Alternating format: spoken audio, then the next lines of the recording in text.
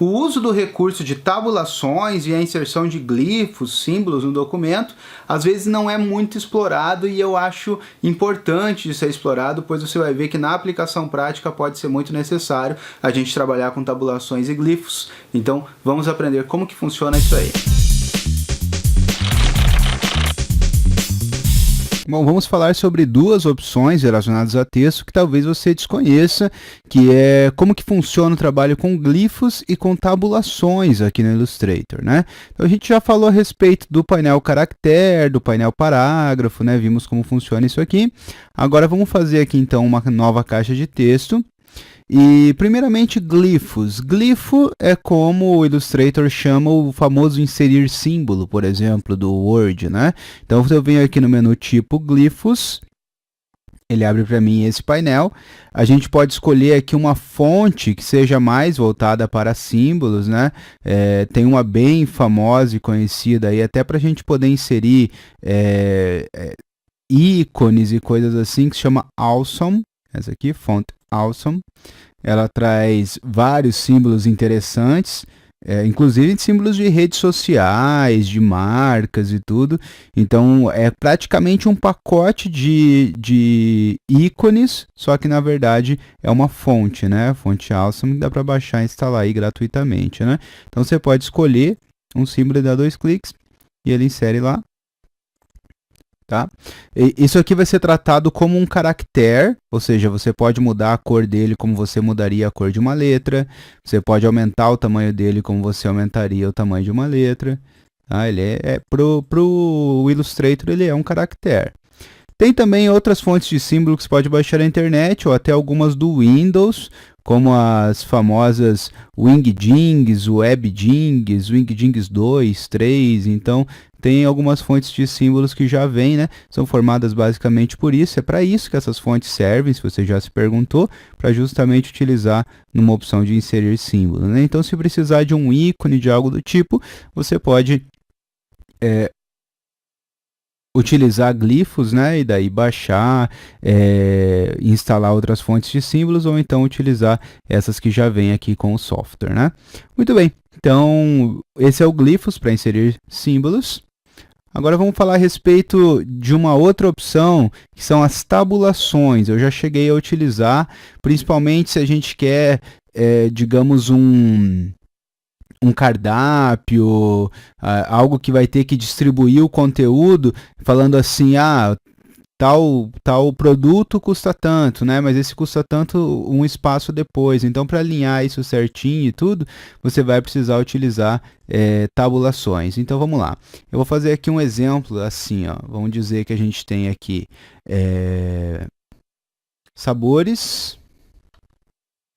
E daí a gente vai ter tamanhos de pizzas diferentes, né? Vamos usar esse exemplo. Para fazer as tabulações, eu vou vir aqui no menu Janela, Tipo, Tabulações. A gente tem aqui uma régua, justamente simbolizando aqui o tamanho da caixa de texto. Aqui a gente pode escolher como que a tabulação vai se alinhar, ou seja, a partir do ponto que eu fizer a tabulação, o texto vai para a direita, ou fica centralizado, ou vai para a esquerda, ou fica onde tem a vírgula separando. Assim, ó. Eu vou dar um clique nessa régua para marcar uma posição. Agora, toda vez que eu der Tab no meu teclado, ele pula para essa posição aqui. Tá? Eu vou colocar aqui, por exemplo, a pizza grande e vou fazer outra marca. E quando eu der Tab, ele pula para lá automaticamente. A pizza gigante. Aí eu vou colocar aqui alguns sabores, ó. Mussarela.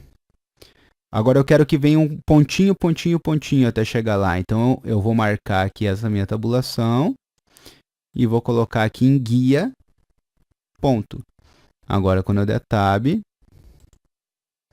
ele vai para lá com pontinho, olha só. E eu quero que também na vírgula que ele faça o alinhamento desses números, né? Então vou marcar isso aqui, tá? Para ficar assim. E vou escrever daí aqui então quanto custa. Custa, sei lá, R$19,90. Tá? Então, nessa tabulação, alinhado pelo sinal decimal, né? Ele faz o alinhamento assim. Aí, quando eu vou marcar aqui também essa opção aqui, ó, também falar que aqui tem pontinho. e também falar que é no separador decimal.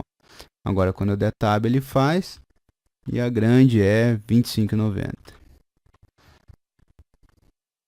Tá certo? Deixa eu alinhá-lo aqui melhor. Cuidado ao fazer isso, clicar e arrastar para não acabar criando outra tabulação.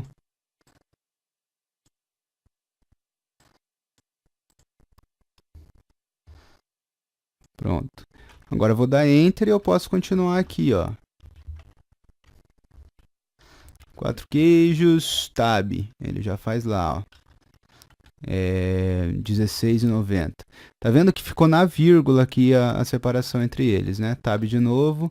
Aí o outro valor é 21,90, tá? Deixa eu dar espaço aqui em cima.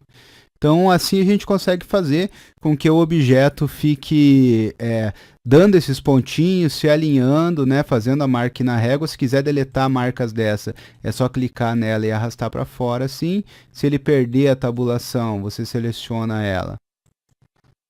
E daí coloca aqui o que você precisa.